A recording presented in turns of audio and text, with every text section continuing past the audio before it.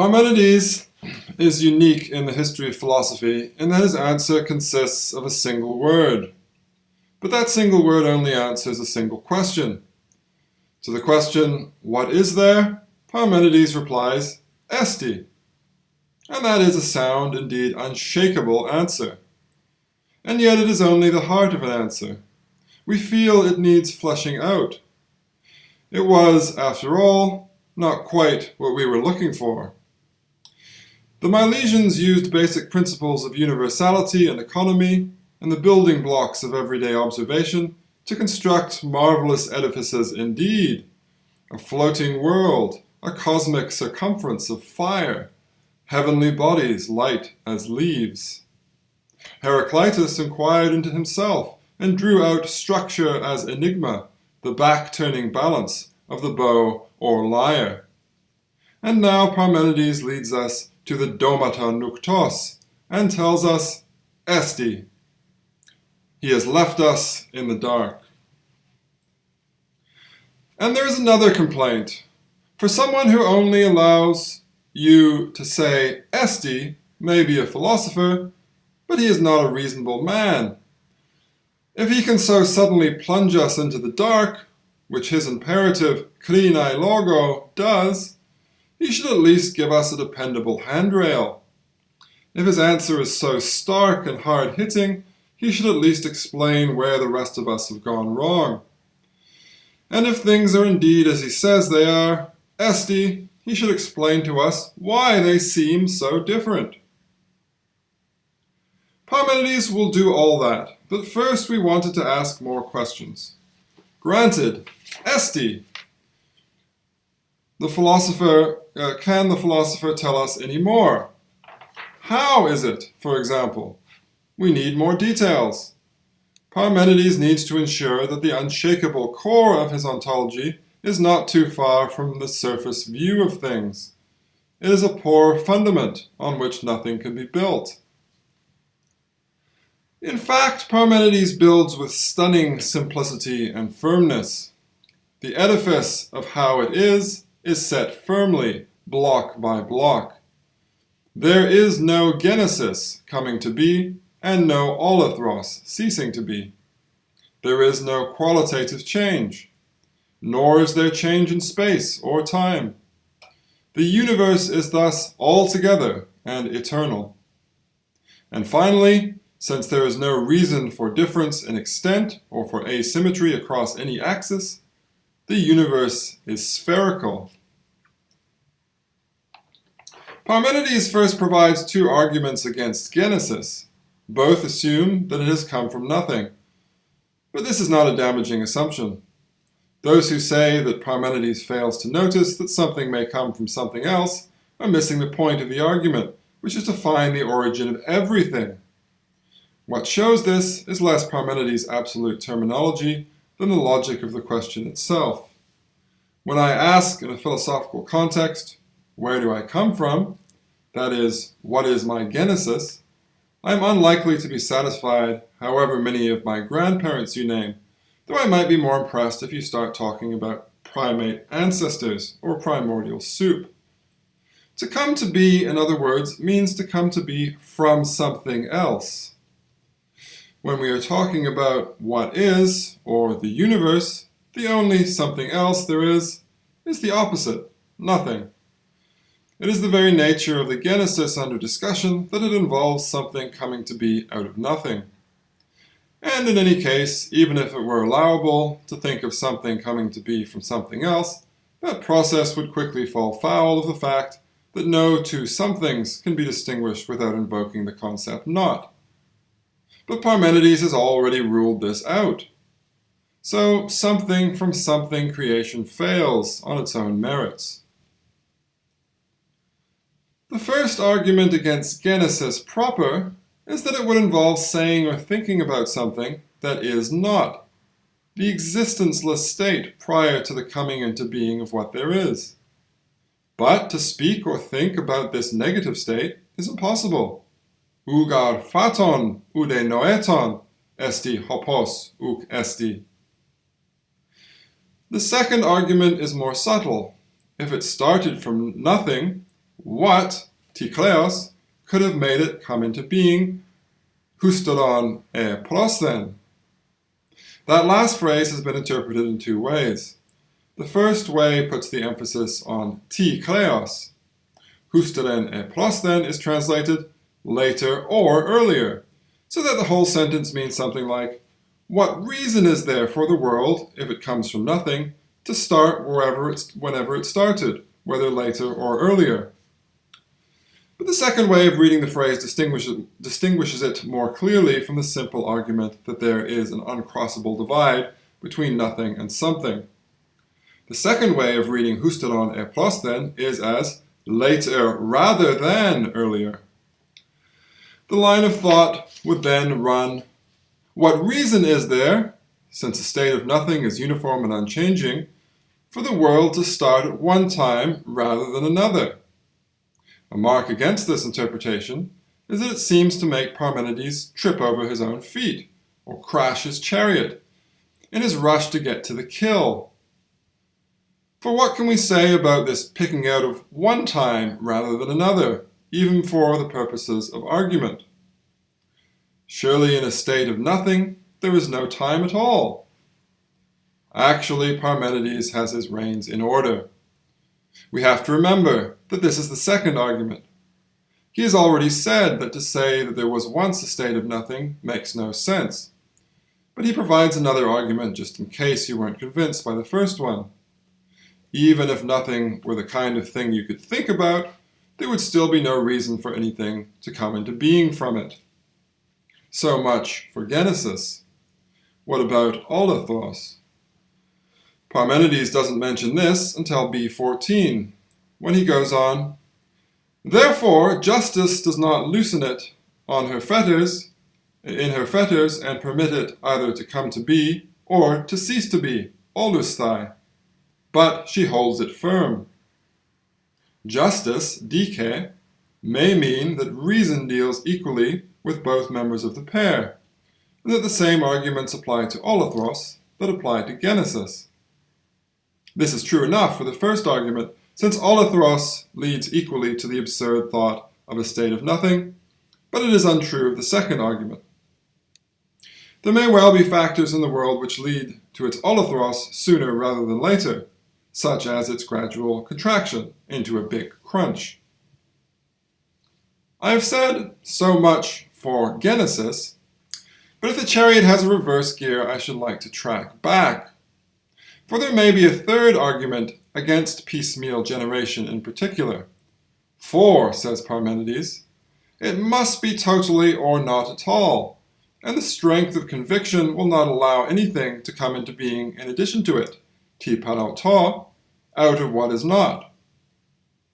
The lines are difficult, but this interpretation at least has the virtue of leaving the text as it stands, that is, reading ek me eontos with diels kans, instead of ek tu eontos. And if this is right, we have an argument against what may be called accretion.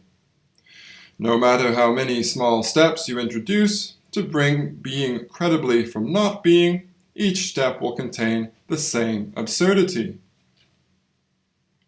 This rejection of piecemeal genesis and olathros may make Parmenides' purpose clearer. He is not just denying that the universe has a beginning and will have an end, though that does seem to be his primary purpose. He is also pointing simultaneously to the fact that the smaller processes of coming and ceasing to be that take place within time and space suffer from the same crippling load of logical absurdity.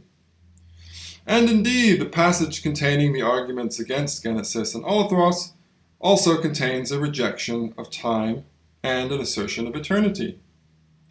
Quite apart from the fact that Parmenides is writing a poem, and an enormously dense poem at that, and that therefore we should not be shy of spotting ambiguities, even logically there is no choice to make between reading a Genesis-olathros argument and an argument for eternity.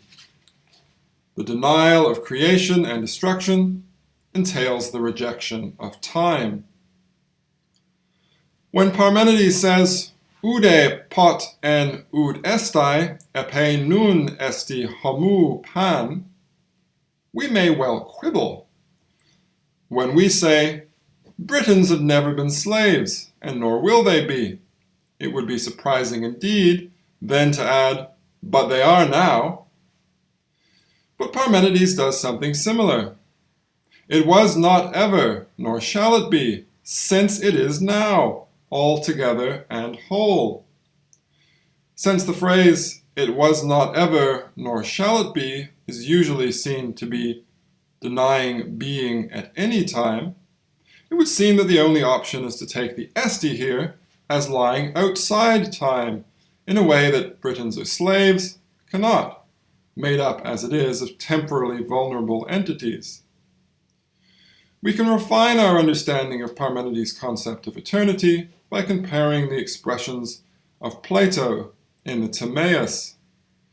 If Parmenides had wanted to introduce the concept of a timeless eternity, and wanted simply to insist on an enduring present, he could have said, nor was it ever, nor will it be, since it simply is.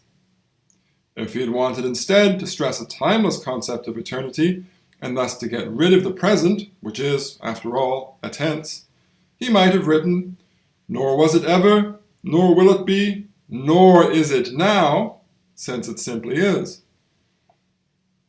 Instead, he seems to assert timelessness by ruling out past and future, and then assert a present, which is nonetheless temporal. It is that nun which causes the difficulty. But the difficulty is not so great. If Parmenides is asserting timelessness, which he seems to be doing, ruling out the past and the future, the nun can expand to describe the eternal moment. Now is, though imperfect, a better way of reaching a timelessness than either then or later. It is neither finished nor not yet begun. Parmenides' nun, we can imagine, is what God says, not over and over, but once and for all. Mourolatos' objection to such a reading is to claim that Parmenides is not arguing that we need not say it was, and it will be. His point is that we cannot say these things at all. But sometimes the tangled web of Parmenides' text prevents us from seeing the greater pattern of his argument. Parmenides is, I would contend, telling us that we need not use the expressions was and shall be, just as he is telling us that we need not use negative expressions. One chief effect of the proem should be to make clear that the way of truth is to be taken as the very strict truth, that Parmenides is prefixing his ideas with, strictly speaking, or in the purest truth. Of course he knows that people can say not, since they very often do, and Parmenides does it himself. Similarly, he knows people can and do talk about time, but he wants to show that the logical force of truth dictates that they need not. As these lines are found in the passage also arguing against Genesis and Olethros, some have wanted to take them exclusively in this sense, though, as I have said, there is no need for exclusion. Frankl wanted to render the phrase like this: nor was it at some time in the past, but is no longer, that is, it hasn't perished, nor will be at some time in the future, but is not yet, that is, it has not yet been born. It is now. Besides the fact that pote cannot have the particular sense Frankl wants to give it, besides the fact that we have to add on the two stressed phrases to get the implication that we want, this offering leads Parmenides to say something both mundanely obvious and somewhat bizarre. Unless I have misunderstood, it seems to me patent that if something esti, and this more than anything has been impressed on us, it has not been destroyed and has already been born. Yet this is the position that some think Parmenides needed to set down. The only way I can imagine Parmenides wanting to counter a view that the universe was destroyed in the past and shall be born or reborn is if he were conscious of some form of the doctrine of ekpurosis, the periodical annihilation and regeneration of the world. But there is no evidence for this. Instead, there is more evidence for an eternal present. We might reflect that such a view can indeed be built with the tools the Greek language supplies. The verb einai, lacking as it does in aorist and a perfect form, can be used to describe a stable, enduring state. The verb gignesthai can come in to talk about a change, or a single complete action. Think of the difference in Greek between George is president, esti, and George becomes president, gignetai. Parmenides has such a context in mind when he uses genoito. For in the next line he says, E God egend uk esti. This may indeed sound incoherent in English if we translate, for if it was, it is not, but that is English. This is more Greek. For if there was a single completed action of being in the past, there is no permanent being now. It is like saying, if he has lived, he is not alive now. The term lived already establishes that the action is over. So Parmenides' being is timelessly present, and we should be all the clearer for his use of past and future terms in the doxa. Thus, according to opinion, katadoxan, these things come to be, effutade, and now are, kai nun easi, and having matured, will come to an end after this, metepet, in the future. Some other points are more easily dealt with, though, as ever, they are dotted around the text. This does not, of course, imply confusion on the part of Parmenides. His argument simply leads again and again to the same nucleus of truth. The universe is spatially as well as temporally unified. Homu pan, hen suneches, a single continuous mass. Ude diareton esti, epe pan esti homoion. And because there is no genesis or olethros, there can be no qualitative change either. Nor have we artificially extended Parmenides' line of thought. He links the impossibility of existential change with the impossibility of predicative change in two lines, using the example of color. Therefore, he says, it has been named all the names which mortals have laid down, believing them to be true, coming to be, and ceasing to be, gignestai, tekai, olustai, being and not being, einai, tekai, uchi, and changing place and altering in bright color. The final step is again much contested. Parmenides says that the universe is like the mass of a well-rounded sphere, ou kuklo sphides en alikion ogko. Although I find it difficult to see how such a spatial, indeed downright geometrical image could be purely metaphorical, it remains true that Parmenides only says that the universe is like an alikion, a well-rounded sphere. He never says that it is one. But I think scholars have another reason for not wanting to believe that Parmenides is laying physical conclusions on purely logical premises. It is that they regard the two as entirely separate. But Parmenides probably did not. And one of the things which led him not to was again the nature of the Greek verb einai, to be. I spoke last time about how the existential use in many modern European languages seems to be connected with a locative, as in the expressions there is, il y a, che, dasein. But how the bare verb in Greek seemed to be enough, esti. We can even think of the locative sense as being in some logical or psychological sense basic or primary, without falling into the fallacy of believing that there was a historical period in which the verb had uniquely one sense. We can trace a two-stage development, remembering that this isn't necessarily a historical one, from the locative use into a purer use of the verb to be. First comes the metaphorical extension of the verb to place it in new, non-spatial expressions. For example, there will be a time when. And together with this, there is a second process, a gradual and sometimes complete fading of the metaphor, as in there is, or I'm in love.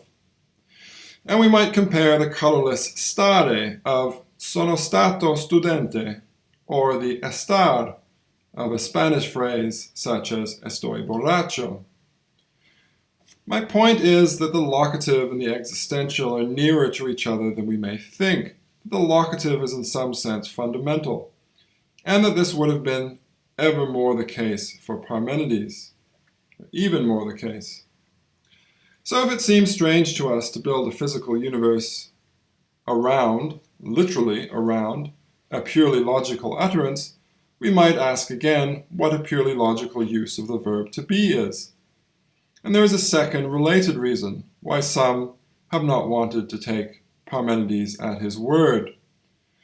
This could be called contamination by later philosophers. The Greek concept of being was often, indeed usually, discussed as it is in Parmenides, in the neutral third person. If we compare this with the instigator of the modern tradition, we can see where the problem is. Cogito ergo sum, says Descartes. And the influence of that centering of the universe on the subjective notion of existence is one that led Heidegger to talk of being as a precarious feature of the individual consciousness that is continually to be shored up by the thought of death. But Parmenides' being is not personal. It would be strange indeed to build up a sphere around Descartes' sum, or his cogito. But that is not Parmenides' esti. Once we have removed these objections to understanding, I think the evidence can speak for itself. The universe is like a well-rounded sphere for two reasons. The first is that there is no not being to shorten the radius in any direction. The second is that there can be no thinning out anywhere to create imbalance, since, given that being is equal up to its limits, nothing is missing from it. Indeed, once one considers Parmenides' other options, it seems that the sphere is his only one, for only the sphere has sufficient regularity and symmetry to survive the hard-hitting elenkos. But much debated though the argument about the sphere is, I want to suggest that it is not all that important. For even if Parmenides has sketched a physical plan of the universe, it still isn't all that physical. He clearly does not expect us to see the shape of the universe. It all remains rather theoretical, in contrast to the guesses based on observation of the Milesians. And yet, this is reality for Parmenides, a sphere. It seems that Aristotle and Theophrastus made the fatal mistake, the fatal second element introduced by mortals and referred to in the way of falsehood, to be night. But this is not Parmenides' imagery, for whom the domata nuktos supplied a setting for the darkness of pure logic. Instead, what the mortals supplied for Parmenides was the riddling light of the senses. Parmenides, we know, was among the first to know that the moon is in reality a solid sphere, and that its changes are ephemeral. And what better image to end on? For the plural alterations of nature, even at their grandest, are for Parmenides only superficial. Beneath them, there is the well-rounded rock of truth, however dark and hard to discern. And there, somewhere in the middle, is an unshakable heart.